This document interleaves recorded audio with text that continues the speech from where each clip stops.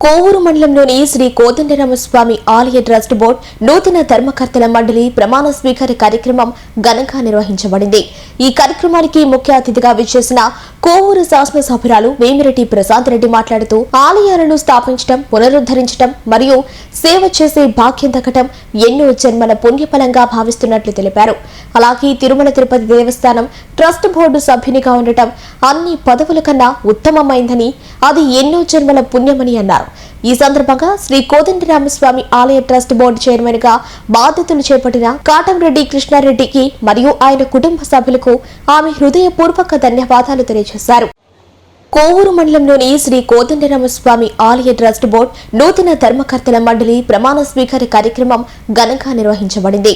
ఈ కార్యక్రమానికి ముఖ్య అతిథిగా విచ్చేసిన కోవూరు శాసనసభ్యురాలు వేమిరెడ్డి ప్రసాద్ రెడ్డి మాట్లాడుతూ ఆలయాలను స్థాపించడం, పునరుద్ధరించడం మరియు సేవ చేసే భాగ్యం దక్కడం ఎన్నో జన్మల పుణ్యఫలంగా భావిస్తున్నట్లు తెలిపారు. అలాగే తిరుమల తిరుపతి దేవస్థానం ట్రస్ట్ బోర్డు సభ్యునిగా ఉండటం అన్ని పదవుల కన్నా ఉత్తమమైందని, అది ఎన్నో జన్మల పుణ్యమని అన్నారు. ఈ సందర్భంగా శ్రీ కోదండరామస్వామి ఆలయ ట్రస్ట్ బోర్డు చైర్మన్ గా బాధ్యతలు చేపట్టిన కాటంరెడ్డి కృష్ణారెడ్డికి మరియు ఆయన కుటుంబ సభ్యులకు ఆమె హృదయపూర్వక ధన్యవాదాలు తెలియజేశారు.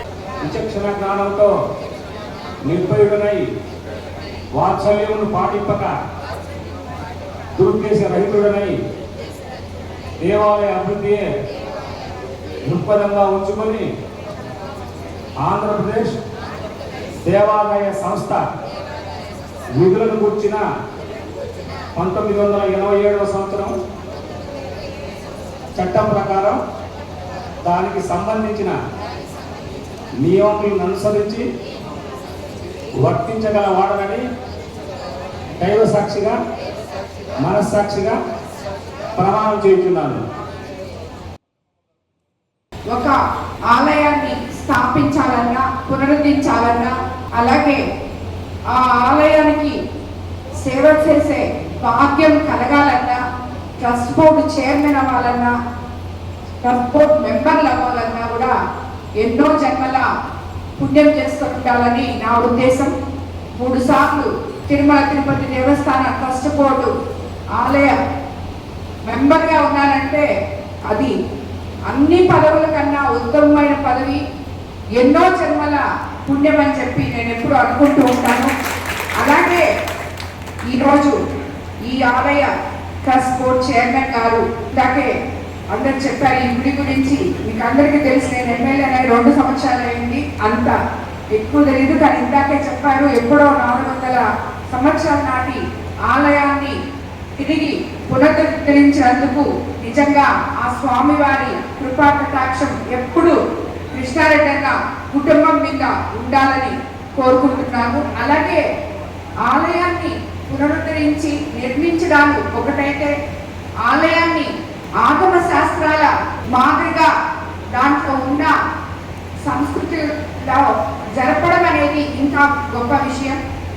ఆచారాలు ఎక్కడ తప్పుదో పట్టకుండా మన పూర్వీకులు ఏ రకంగా అయితే చేస్తున్నారో ఈ దేవాలయాన్ని అలాగే ఈ రోజుకి కూడా ఆయన నిత్య కైంకర్యాలు చేపిస్తూ ఇక్కడ ఉన్న బాధ్యతలన్నీ తన మీద వేసుకొని చేస్తూ ఉన్న కృష్ణారెడ్డి అన్న కుటుంబానికి ధన్యవాదాలు తెలుపుకుంటున్నాను. అలాగే ఆయనకు తోడుగా ఉన్న ప్రతి ఒక్క బోర్డు సభ్యులు కూడా వీటన్నిటికీ సహకరించి ఈ దేవాలయాన్ని ఎప్పుడు కూడా ఎంతో నిష్ఠాగరిష్టలతో ముందుకు తీసుకెళ్తున్నందుకు వాళ్ళందరికీ కూడా నేను ధన్యవాదాలు తెలుపుకుంటున్నాను.